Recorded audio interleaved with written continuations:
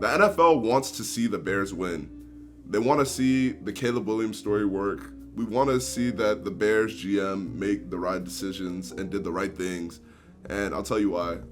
They very clearly have an easier schedule than they typically would. Right now, their schedule is ranked as being the third easiest among all of the NFL, second only to the Falcons and the Chargers.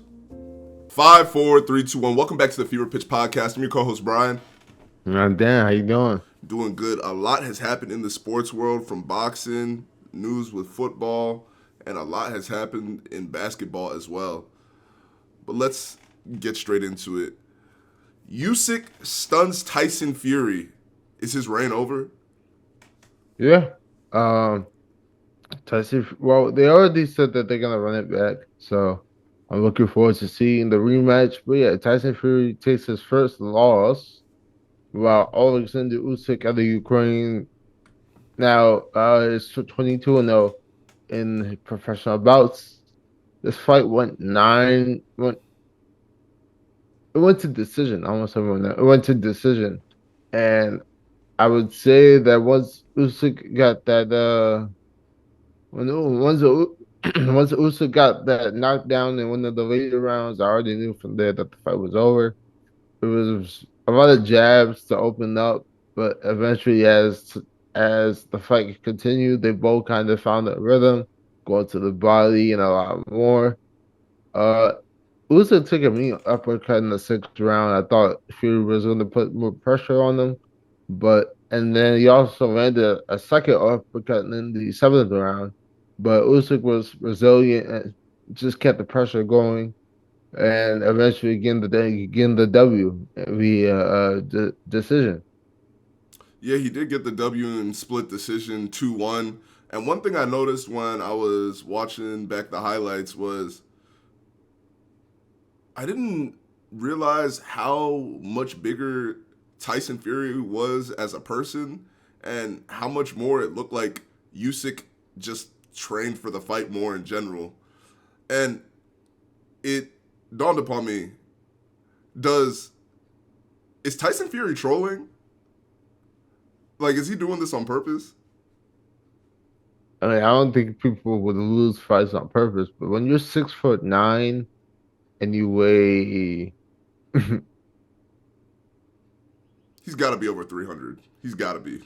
let me see. When you're 6'9" and you weigh 262 pounds, Oh, he's 262. according Okay. according according to my sources.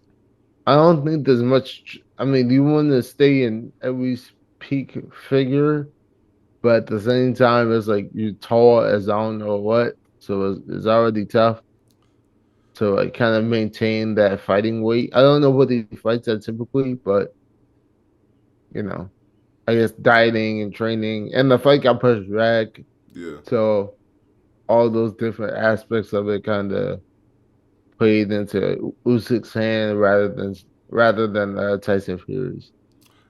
Yeah, that definitely is a factor. But the main thing I've seen with Tyson Fury across the years is he pulls up looking like Dr. Eggman. You feel me? He's Yeah, never looked like he like actually trained for the fight.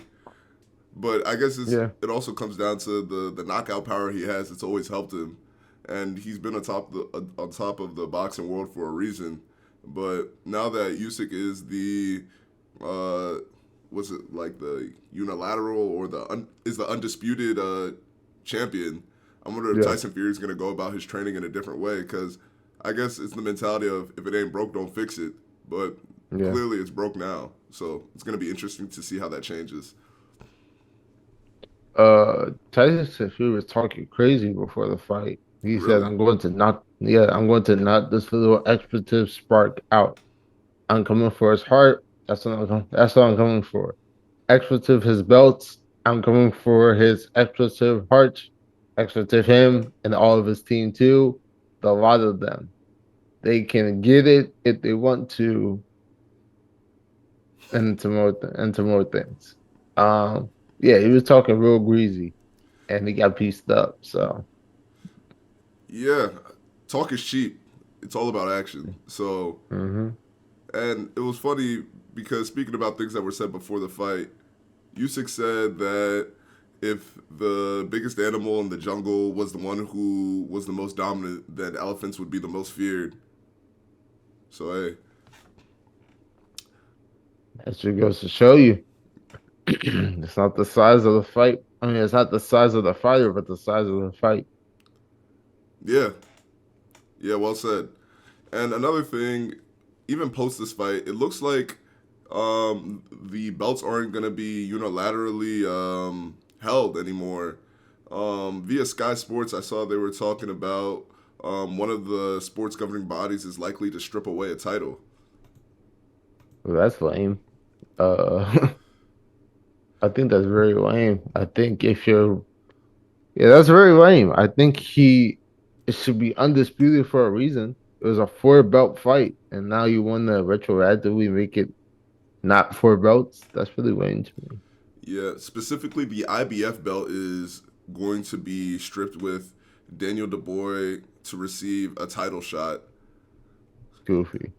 And I don't really understand how the different boxing belts work. Is it kind of like a federation, like because this? Yeah, Mhm. I think from my understanding, it is. Let me get some more information. Undisputed Championship simultaneously holds world titles for all major organizations recognized by the International Boxing Hall of Fame. There are four sanctioning bodies: the World Boxing Association, the World Boxing Council, the World Boxing Organization, and the International Boxing Federation. Um, there were many undisputed champions before, and as of late, there's been 40 fights as of January with all the four belts on the line. It's really interesting. It's like all the different weeds behind it is like I'm trying to get into, but some previous undisputed champions were Canelo Alvarez in the super middleweight, and now Usyk in the heavyweight division, Mhm. and now Inoue in the super bantamweight division or weight class. Pardon me. So Uh, in the women's, you have a few undisputed champions. You have Savannah Marshall in the super middleweight, Clarissa Shields in the middleweight, Katie Taylor is actually a lightweight and a light welterweight undisputed champion. Alicia Baumgartner is a super featherweight undisputed champion, and Seniesa Estrada is the mini flyweight undisputed champion. Um, Yeah, I mean, it's very like nuanced in my opinion. Mm. I would have to do more research and get more insight on like the weeds of it. The real thing I see looking at it from this stance is because of the number of different organizations, the it makes that road to being an undisputed champion that much harder because it's like you could win the WCB and the WBA in one fight, but then you got to fight two more people to get the WBO and the IBF. So Right. salute to all the boxers out there because to really be undisputed and considered actually the greatest in your sport, you're not just winning in really one arena. You got to win in four. So yeah, I mean, that's a testament to Floyd because he didn't lose to anybody, and he was well, he was in fighting in a few different weight classes, I believe. Super featherweight, super featherweight, light middleweight, and he was one of the lineal champions in four weight classes. What doing it at welterweight twice. So just I guess that kind of plays into the sport of boxing as a whole. It's like the different styles and just all the different uh variables you have to take into account when you're competing is pretty crazy. yeah. Salute to Floyd there. But let's shift gears a little bit. EA Sports college football trailer just dropped a few days ago, and it looks great in my opinion. It looks like there's going to be a wide range of teams on this game, and I've been looking into like some of the details that they're going to be housing in here, and they're going to have unique team runouts, rivalry rituals, synchronized crowd chants. There's going to be live loudness meters during the games, fight songs, mascots. Uh, some are saying it's really going to feel like you're playing a college football game. What do you think? I'm excited, but my expectations are being tempered because EA is still EA. Why do you say But that? I mean, man stinks. FIFA is, pardon me, EA, but EA Sports FC. It's like, EA just has their own issues that they haven't really resolved yet. But I'm trying to be a little bit optimistic because it's been, what, 11 years since we've had a college football video game. So I think in that window of time, I think you should be able to meet the needs of the core audience of NCAA players. Yeah. I mean, I think the big thing, especially with the time gap, I think people are going to be happy with whatever they receive because at the end of the day, if you're able to play as your university team and the people that you see on your campus, that's crazy. Yeah, Yeah. But speaking of the football, game is the game is set to drop in about in about 8 weeks, but the pre-order window is already open. So hey, so if you're going to get the game, I know Dan's going to be on the game. So if you guys want to play him, reach out. hey, get at me. Yeah. But let's switch gears a little bit. Let's talk about what's going on in the NFL. The NFL schedules have just dropped, and a lot is very clear. It's very clear to me that a few things have occurred, and I wanted to just talk to you and pick your brain about some of these. The Sure. the league wants the Falcons to finally succeed. They have the easiest schedule in the league. Yes, they had a bit of a mediocre performance, and I think a lot of this is tied to quarterbacks. They have a bit of an interesting situation in the QB room where you just signed a QB and gave him $100 million, and you just drafted a QB. So coming off of the Desmond Ritter situation, the league giving them the easier situation, to me, it feels like it makes sense because you don't want any franchise to be seen as like a poverty franchise or a lost cause. What do you think? Mm.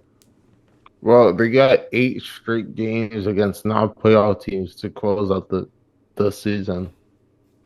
Uh, that's not a coincidence in my opinion. Uh, at the same time, they're opening up against 3 playoff teams, so I guess there's a little bit of parity there.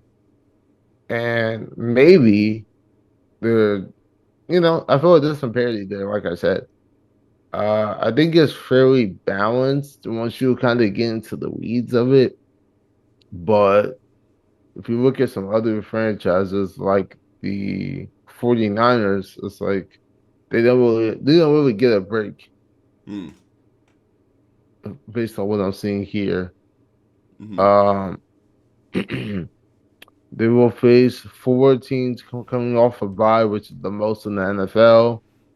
And two of those teams coming off a bye will be the Chiefs and the Cowboys, and back-to-back weeks. So this is quite the schedule that I would not want to have as a competitor. But hey, this is where we are. You gotta give good teams a lot of oppositions, a lot of bump. So this is this. To beat the man, you gotta beat the man. Definitely. But one thing that I also noted was the Chiefs, even with winning back to back Super Bowls, have a relatively easy schedule. They're slated to win more of their games than not. I think this is strategic by the league. They want to see the Chiefs win. They want that Taylor Swift bump again in views. And I get it, it's a business, but it seems like a disservice to the fans. Well, they had to play a game on Wednesday, Thursday, and Friday. So wait, am I reading that right? With one game on a Wednesday, one game on a Thursday, one game on a Friday, and a bye, the Chiefs will be getting extended rest heading into 4 of their games this year. Well, yeah, I mean, the Super Bowl hangover, you can't get a hangover twice, can you? You just won two in a row. Let me put my feet up a little bit. Do you think that it's fair that their schedule's on the easier side? I mean, I think they have some stretches of like some not so easy stretches. They gotta play 3 games. They gotta play 3 games in 10 days. Oh, And who are those opponents though? the Browns, the Texans, and the Steelers. Oh, yeah. So, well, Travis Kelsey said that he likes to get the tough games out of the way. So this is not getting it out of the way because it's in the middle to the end of the season. So that's something that I would be worried about if I was a Chiefs fan. I mean, they're opening up with having the Ravens towards the beginning of the season, and I think they play. Do they play the 49ers pretty early also? Let me see. Chiefs, 49ers. They got San Fran in week one, two, three, four, week 6, October 20th. Yeah, so that's relatively early. So I know they're playing the Ravens early. They're playing the 49ers early. So we're getting those like quote quote rematches out the way pretty early for them. So I guess it's favorable for what Travis Kelsey was talking about. Right. The next thing I want to highlight to you is the the NFL wants to see the Bears win. They want to see the Caleb Williams story work. We want to see that the Bears GM make the right decisions and did the right things. And I'll tell you why. They very clearly have an easier schedule than they typically would. Right now, their schedule is ranked as being the third easiest among all of the NFL, second only to the Falcons and the Chargers. Well, what they won 7? Didn't they win 7 games last year? I believe So so, yeah. they were relatively decent to okay. So let's see. You got Tennessee. You put the AFC South, put the NFC West, and you play the Commanders again, and you play the Patriots. This is not an easy schedule per se. There's some competition here, but I do think some of the matchups are gonna bring in a lot of money. You got Caleb Williams versus Trevor Lawrence in London. You have Caleb Williams versus C.J. Stroud, Anthony Richardson, Matthew Stafford, Bryce Young. So yeah, these are all Jane Daniels, Kyler Murray. So yeah, I know that the football goes beyond QB versus QB matchups, but if you look at who their opponents are, I mean, a few stories can be told with some of these matchups. I definitely agree with you there. And the biggest thing that I see looking at the Bears right now, I don't see how they don't get easily over 10 wins this season. I would say the floor is at 7, 8, but it's not like I said. Let's break it down. I think they beat Tennessee. They lose to Houston. They beat Indy. They lose to LA. So that's 2-2. They beat Carolina. They beat Jacksonville. They beat Washington. They lose to Arizona. Really? Yeah, back-to-back road games. I think that's the L. Okay. That Patriots game. I think they win that. Yeah, they beat New England. I think they split with Green Bay, so that's one win there. I think they beat Minnesota twice. I think they split with Detroit and they lose to San Fran and beat Seattle. So that's what 1, 2, 3, 4, 5, 6, 7, 8. Yeah, between 8 and 10 wins. I don't think that they're going to lose to the Cardinals coming off of that back to back. Mm. So I think that's where we differ in opinions there. Okay, well. Some of these games I think are going to be give me's. Wait, what did you say? What did you say about the Seahawks? I think they beat Seattle. Okay, yeah, I think they beat Seattle too. Um, Well, that's a short week. Day after Christmas. I still think they were back-to-back home games. Yeah. They beat Seattle. They beat Seattle. Yeah. And honestly, I think they might beat the Packers. I don't know about that last game. The Packers, if the Packers are already well up and they don't need that game, and the Bears need that game, that might be where you see the Bears make a big push, kind of how the Mm-hmm. Texans did versus the Colts, I believe, last season. Mm-hmm. Yeah, Mm-hmm. I see what you're saying. definitely. I wanted to point out another thing that I saw when looking at this NFL schedule. The AFC North is very clearly shown as having three of the four strongest schedules, with the Ravens at 29, the Cleveland Browns at 30, and the Steelers having the strongest schedule in the league. But the Bengals are all the way at 6. The league also wants to see the Bengals win. Well, you gotta consider the fact that Joe Burrow got hurt, so we didn't really get to see the full capacity Bengals, so to speak. And as a result, they didn't play to their strengths. So obviously the schedule's gonna take a bit of a hit as far as the competitive level. So I'm not surprised by that at all. Hey, it'll be interesting to see how it plays out because everybody knows how the AFC North gets down. Well said, well said.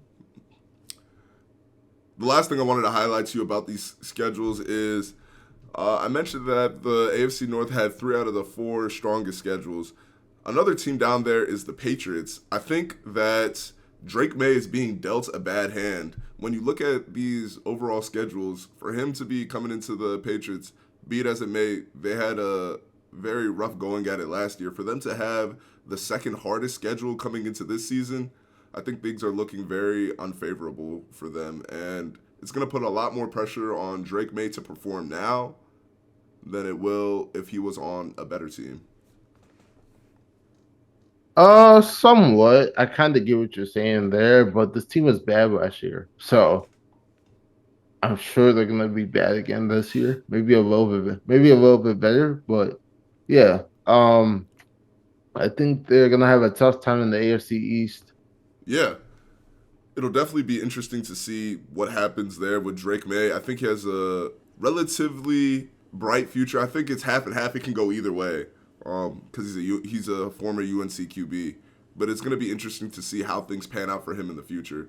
But let's switch gears a little bit. So Micah Parsons has been named the head of Bleacher Report Gridiron, and I think what this means is we're going to start seeing players shift more of just being only players to shifting to having a role more in media. We've already seen it with a lot of podcasts with Travis Kelce and Jason Kelce. We've seen it with LeBron and JJ Redick and things such as The Pivot and even players being more active on ESPN during their careers.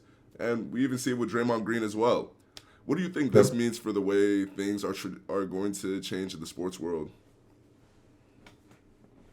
Well, Draymond made noted this a couple of years ago with the new media, and hey, this is it. This is the new media.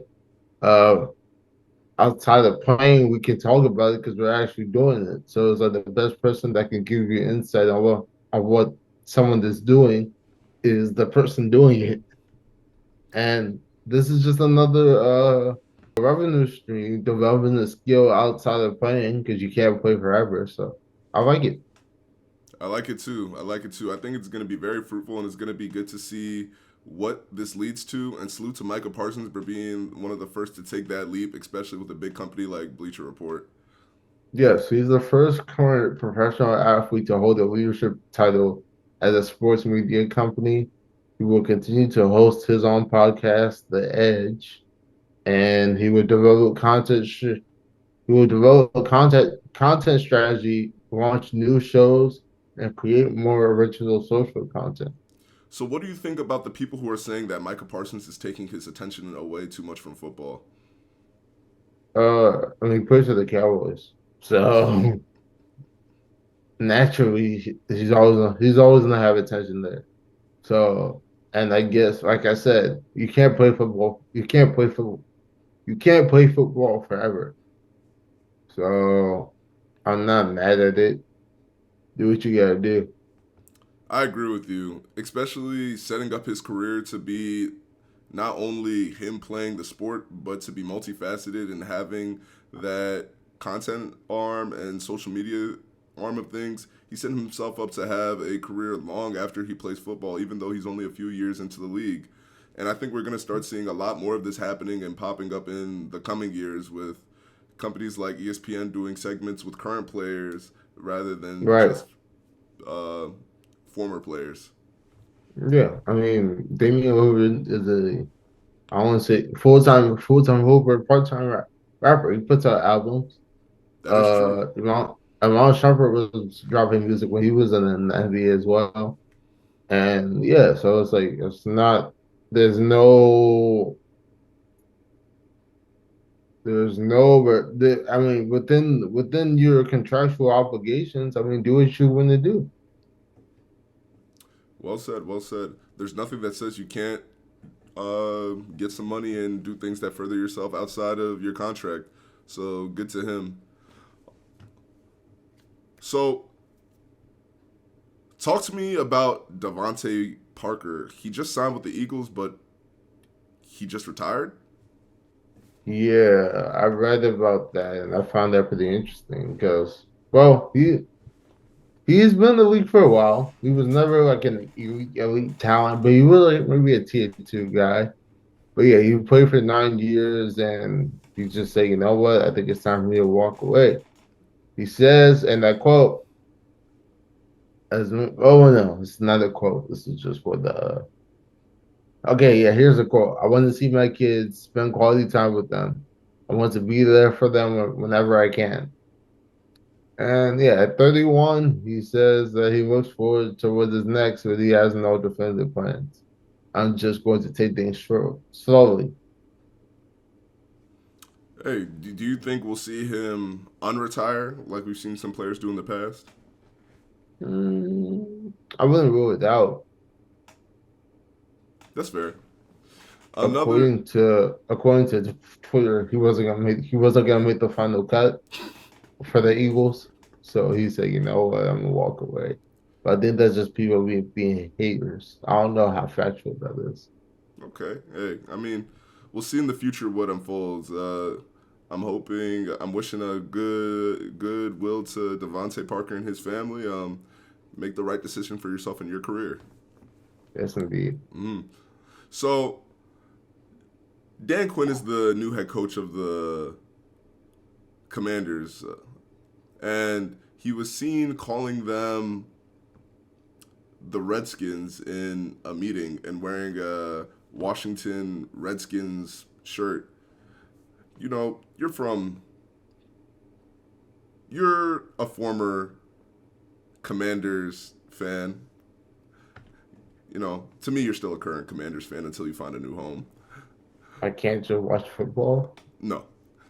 So, what do you think about this? uh, what that is, well, it's like 85 years of history. You can't, naturally, the idea is that you want to not re-emphasize or reintroduce these statements that have offensive undertones to certain demographics, but it sends a message that a team with a great legacy can recognize it and it's not racist to avoid Native American culture. So yeah, I think they're just trying to encourage the Native American culture because not every single Native American identifies the that logo as offensive. And granted, it says Commanders on the shirt, so it's like, it's tricky. So, you think he meant well by doing that? I don't know what he meant, Yeah, but he's yeah. I think it's an interesting move, especially as the head coach. You create and cultivate culture for the team. So if you're doing this now, I'm interested to see how things are going to fare later in the season when it's actually about football. Because typically you don't see head coaches doing PR related things that lead to lots of drama or things of that nature. And you don't, if they're doing things like that, you don't see them have lengthy careers as head coaches. Further investigation shows that the shirt is not officially licensed. This means that it is not for sale, and Quinn must have had the shirt made for himself or purchased it from an unlicensed dealer. Rumors about it last year after new team owner Josh Harris used the word that I'm not going to use in a press conference that there might be some openness on part of the new ownership group to bring the name back. However, since then, Harris and his surrogates have done their best to put those rumors to rest. So, Yeah, would you like to see the name be changed back? I don't care, but for those who find it offensive, how about you just don't even toe that line? That's fair. And what do you think about him going out of his way to do that? Because he's clearly making a statement. I mean, hey, I guess is he from here? I don't know I where think Dan he's Quinn is from. I think he's from like the Virginia area. Oh no, he's from Jersey. Uh, yeah, he's from Jersey. I don't know. I mean, he probably just liked the shirt. I can't really.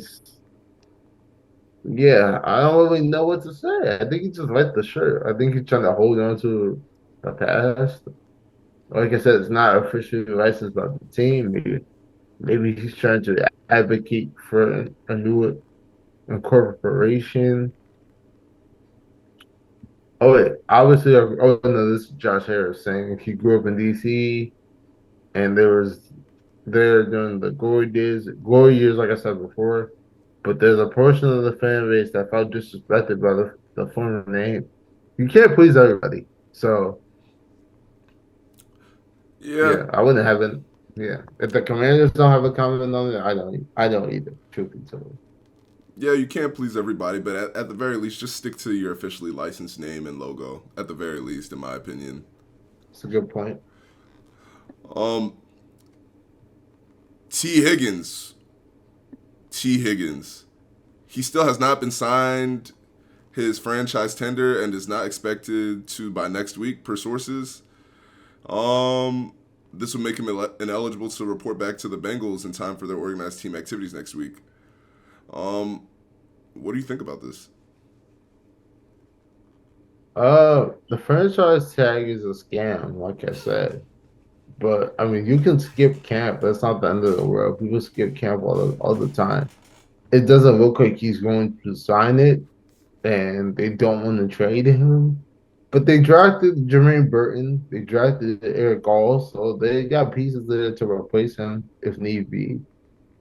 Um, Even though he himself said that he anticipated he's going to play for the Bengals in 2024, the deadline for a long-term deal is July 15th. So it's all a matter of time before we see what really happens. Absolutely, it definitely is a matter of time.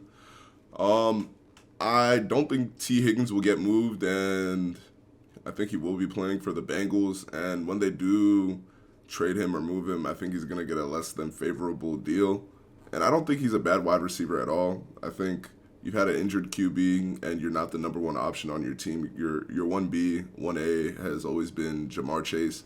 And it's unfortunate because he is a skilled receiver and he does have that talent. Yes, he's had a couple of injuries, but he does have the ability to pop off and go get the ball.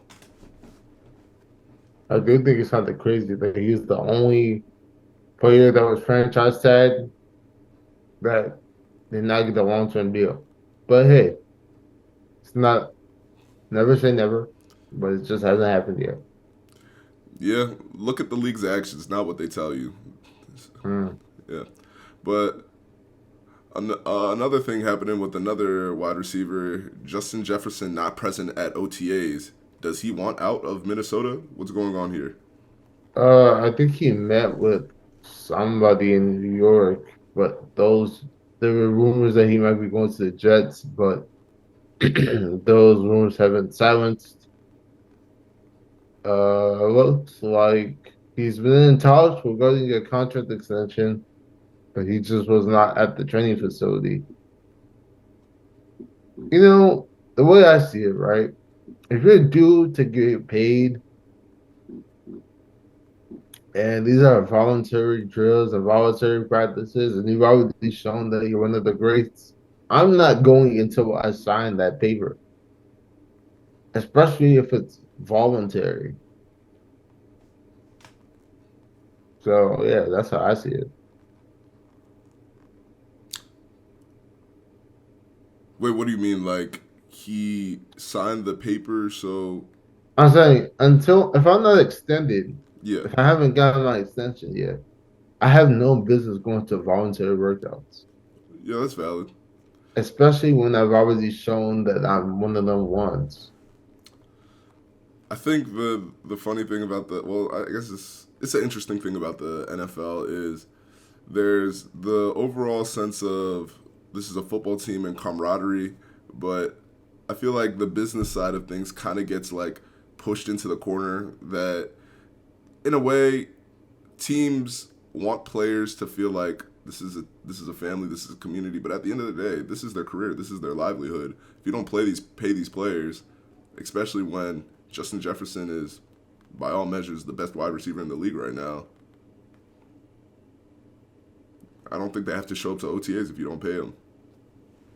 It's gonna be That's right. Yeah. it's gonna hurt the Vikings, but pay your players what they're worth. And if you don't feel like you can pay them, move off of them. It's the respectful thing to do. Don't keep them in what's the word, limbo for too long. Yeah. People get uneasy when they're in limbo. People like to be certain about what their futures are gonna look like. Yeah. He's on the last year of his deal. He picked up his 5th-year option, so just give him his money. It's not hard. Absolutely. But let's change things up a little bit. Let me change the temperature for you. Let's get into some hot takes. So, the Celtics have the easiest route to the NBA Finals. The East is hobbled and injured and less competitive, but I do think that the Celtics will not be NBA championships this year. Hmm. Well, you already like extra Jason Tatum hate in stone, so I'll leave that where it is. As far as let's see, they beat the Heat in 5, they beat the Cavs in 5. So I wouldn't necessarily say it's easy. I think they're just a great team, and great teams kind of tend to succeed. They were the number one seed in the East, and they had the best record, period, in the entire NBA. So why are you surprised? I'm surprised because it appears that every team that they play is hobbled and injured. Of those games they played with the Heat, Jimmy Butler was injured for a couple of those games. Of those games they Okay. played with the Cavs, you had injuries with their star player as well, Donovan Mitchell. Okay. The Knicks only got knocked out by the Pacers because of injuries. So now you have the Pacers going up against the Heat. No, the Pacers going up against the Celtics with Tyrese Halliburton, who couldn't even stay healthy during the regular season. In that same vein, Kristaps Porzingis is just dealing with injuries of his own, right? Kristaps Porzingis isn't the star player. They paid him like he is. Did you see his contract? You know who the star player on the team is. It's Jason Tatum and Jaylen Brown, 1A, 1B. I'm just presenting the information. Hey man, game one is well by the time this comes out, game one would have happened already. Obviously I got Boston, but yeah, I mean only time will tell. Easy or not. I guess Benedict yeah, there's a no, he was already out for the season, so that doesn't matter. Yeah. Kristaps Porzingis is dealing with injuries in his own right, like I said. So at the end of the day, you just gotta show up and hoop. I guess, but my main thing is I think the Celtics are going to beat the Pacers too, but I wouldn't be surprised if a significant part or piece of the Pacers team gets injured during this series because that's just been the overall trend with the East so far. Well, the Patriots are the highest scoring team and highest. They average the most points and most assists in the league.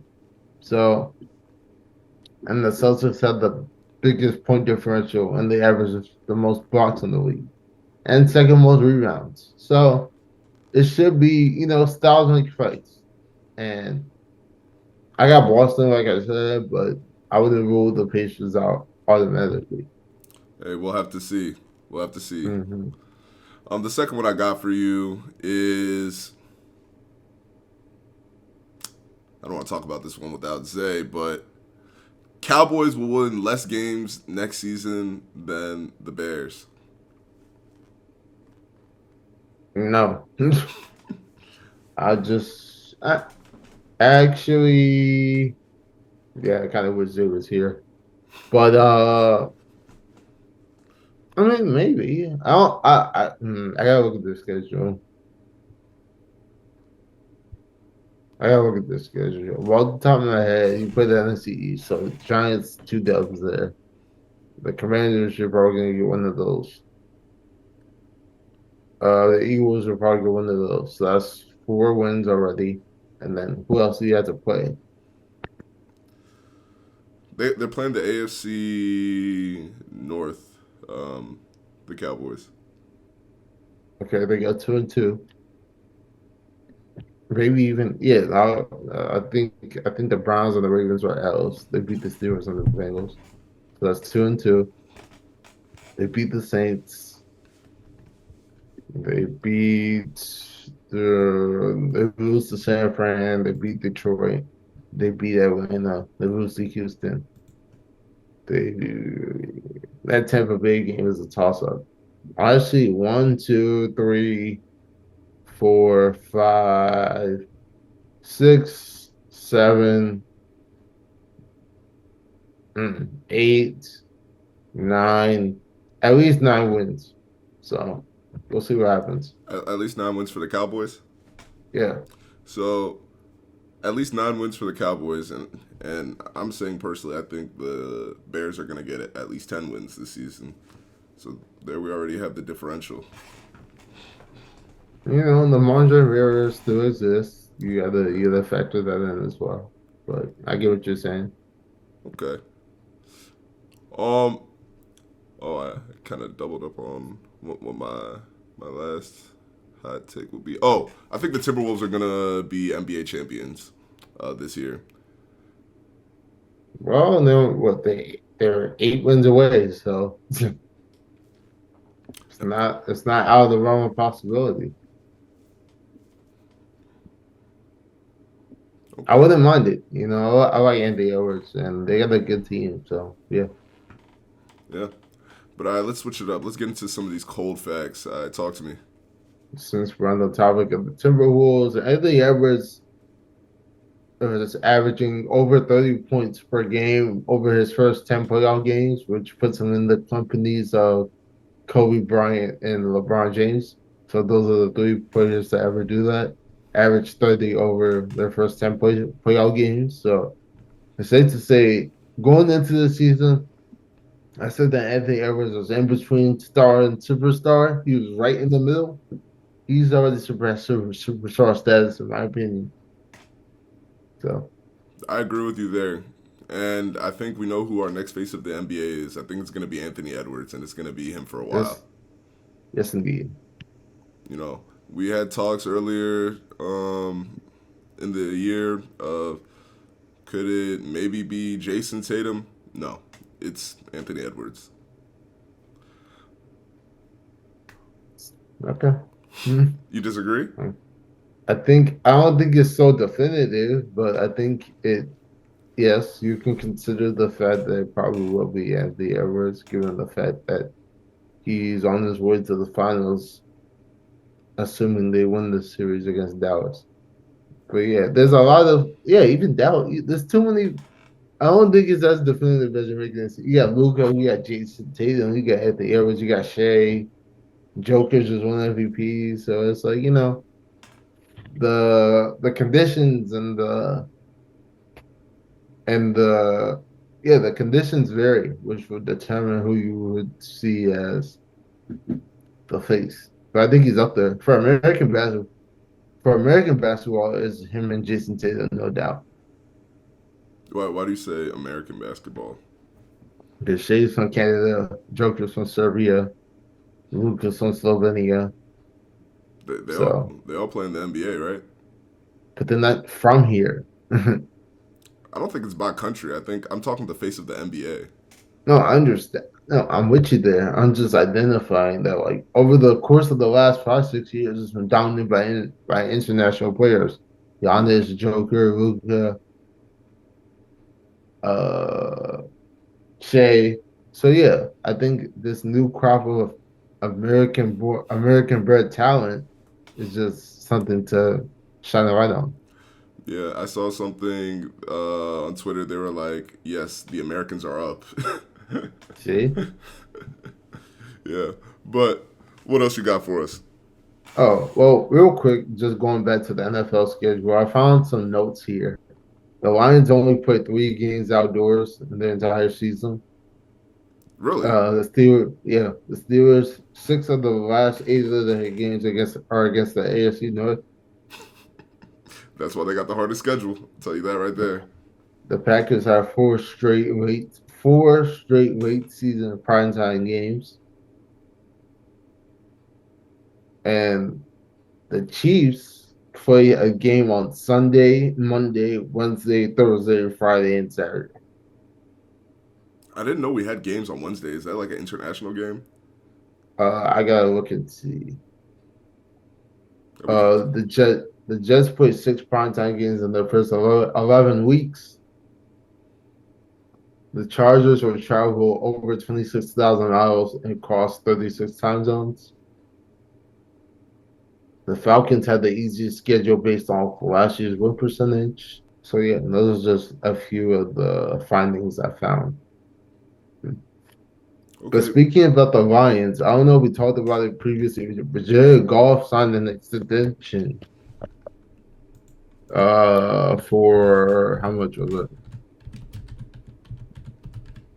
Let me see if I can find that real quick. I think it's a 5 year 212. Yeah, 4 year $212 million with the no trade clause. And the largest signing bonus in NFL and the largest signing bonus in NFL history at $73 million. Okay. Let's keep going with the cold facts. I gotta leave at noon. Yeah, I got you. Uh Speaking about quarterbacks, the only quarterback drafted by the Broncos to win a playoff game for them is Tim Tebow. Tim Tebow. Yeah. You know, Tim Tebow is such an interesting player to me because he went from QB to tight end to I don't know what he's doing now, but Minor league baseball, college football analyst. he's I think he's the Swiss Army knife of the NFL. That's how I would put him. And it seems like in recent years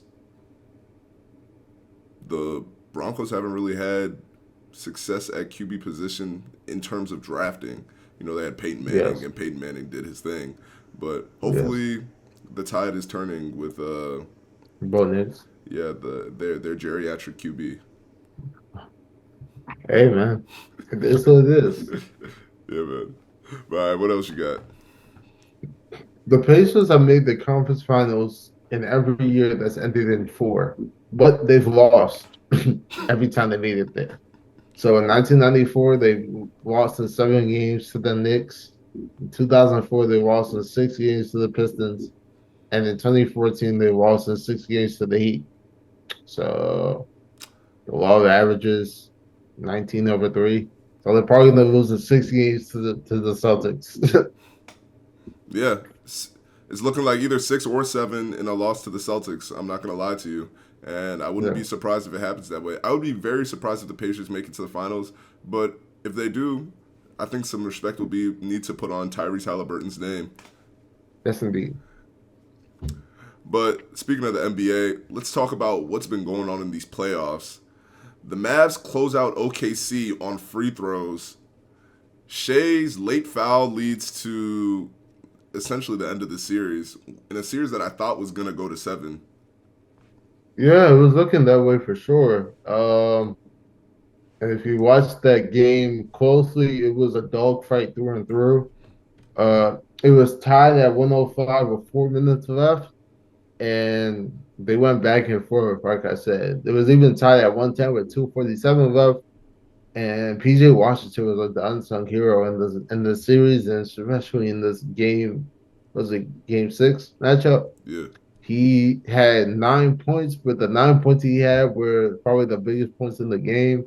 He also had 5 rebounds and 2 assists. But obviously, Luca with a triple double and Kyrie in the supporting role with 22 points as well. They didn't shoot the best, but they were able to close out. And like you said, those free throws ended up being the deciding factor there. Yeah, well said. And another thing I wanted to highlight is Kyrie is 14-0 in closeout games.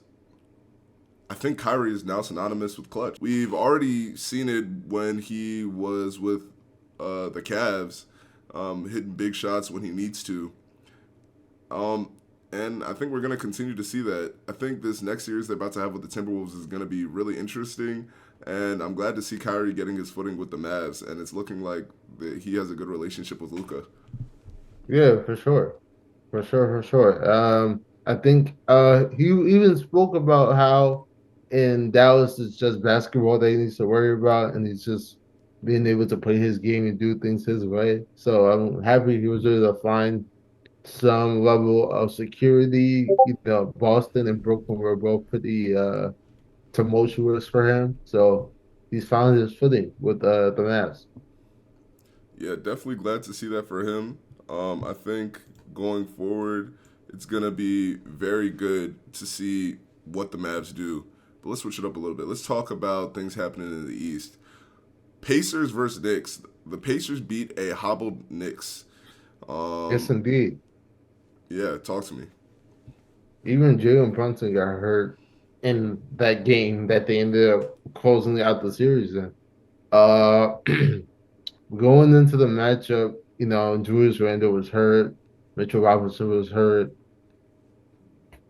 and even in that matchup, OG and Anobi had to force himself to play. He didn't even finish the game. He hit a couple of buckets in the early instances of the matchup, but he wasn't able to close to finish the game.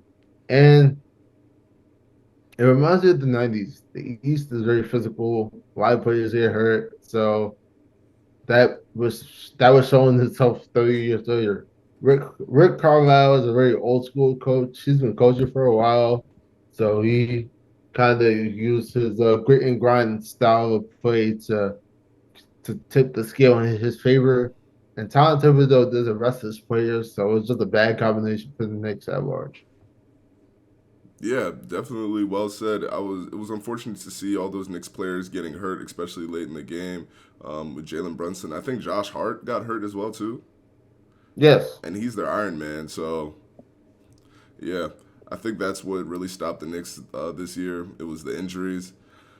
Hopefully, that can be better mitigated next season. Yeah. Yes, it's heroic to play all 48 minutes, but it can definitely show and lead to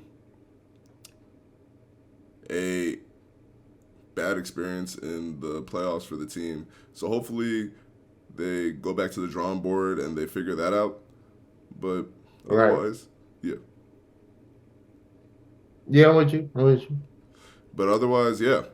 I think they had a good showing in this series and they did well in the playoffs.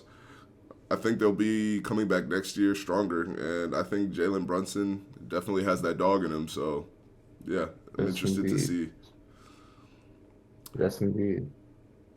the Nuggets versus Timberwolves. This game 7 was one to definitely watch. Did you see it? Uh, yeah, I watched the first half and I thought it was curtains, and then I woke up and it was curtains, but not in the way I thought it was gonna be. Uh, Anthony Edwards, man.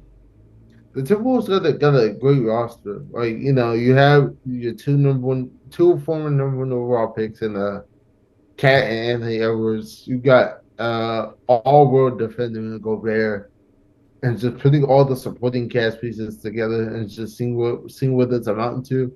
It's just a lot of success that can't be denied. I think the coach's name is Chris Finch. He's really doing his stuff as far as just keeping that unit together, ensuring you have a nucleus in you have a nucleus in Andy Edwards and Cat, and taking over for being formerly being on the Raptors staff and taking on this responsibility in 2021 and seeing how far this team has come since then. And he kind of got his lick back because he was a former associate head coach of the Nuggets in 2016, 2017. So just getting that opportunity to really prove himself is dope. Yeah, definitely. And when I was watching this game, some things were very clear to me. So, Karl Anthony Towns and McDaniels led scoring for the team. Karl Anthony Towns was simply insane. He went out there, he was defending Joker for very pivotal plays, and he was the reason a lot of second attempt buckets and went in the favor of the Timberwolves, and he also was pretty efficient from the perimeter from what I saw in the game. He's the self-proclaimed best shooting big man ever, according to him. So I mean, he kind of put that on display here. Not really, actually, because he went 1 for 6 from three. But he's still But that one really three he hit because though, listen, I'm gonna tell you, listen. The playoffs isn't about the stats. The playoffs is about is about how it's about when you hit those key buckets. And speaking of key okay, things happening, right? Something that happened very late that I thought was gonna devastate the Timberwolves was Rudy Gobert fouling out. But Karl Anthony Towns, yet again, he stepped up. He also had 5 fouls himself late in the game, yeah, and one thing that I saw with a lot of the things happening in Game Sevens, it's home court really does make a big difference. Um, it looked like a lot of calls were going the Nuggets' way. A lot of fouls weren't getting called on Anthony Edwards. But if you breathed on Jokic the wrong way, you would get a foul, it looked like. And understandably so, you're in Denver. I get it. I don't know if the refs had money on the game, but I could tell it looked like some of the refs were upset with how the game ended. That's I not my think concern, though. I think it's crazy that the only players from Denver that shot free throws were Jamal Murray, Nikola Jokic, and Chris Brown. No one else shot a free throw for Denver. Exactly. Whereas for for Minnesota, they had the 8-man rotation, and seven out of the 8 players got to the free throw line. You see, the thing with that stat is, yes, they got to the free throw line, but how many times did they get to the free throw line? 30 collectively. Collectively across 8 players versus for the Nuggets, how many times did they get to the free throw line? 16 across one, two, three players. You see, so I want to say from when you look at the stats, it's like, yeah, the Timberwolves got to the free throw line more. But when I was watching the game, it felt like the Nuggets were getting bailed out a lot. To me personally, that's what it felt like. I mean, they folded. They blew a 20-point lead. This is So true. at home. So that's really what the issue is. And they say, especially in these game sevens, what really delineates who wins is, especially if you're at home, you're going up against the MVP. You gotta really beat the MVP's team if you want to win. It's not Yeah. good. They're not gonna give it to you. Um, another one thing I want to highlight in the fourth quarter, Nas Reed and Anthony Edwards were phenomenal. Anthony Edwards started off a little slow. He started off the first half, I think 1 for 7, but come the second half, he was able to get a few more buckets. He was able to lead the team in assists, and Nas Reed was phenomenal on defense and was there for those key moments that the Timberwolves really needed, and that's what was able to take the air out of the Nuggets. Yes, indeed. Yes, indeed. Well said. Yeah. Um, the Timberwolves are my favorite to win it all, and seeing Anthony Edwards get to the Western Conference Finals, especially coming off of beating the Nuggets, it was definitely great to see. Yeah. A true superstar.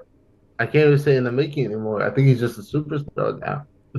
Absolutely, I agree with you there. Um, the Celtics steamrolled the Cavs.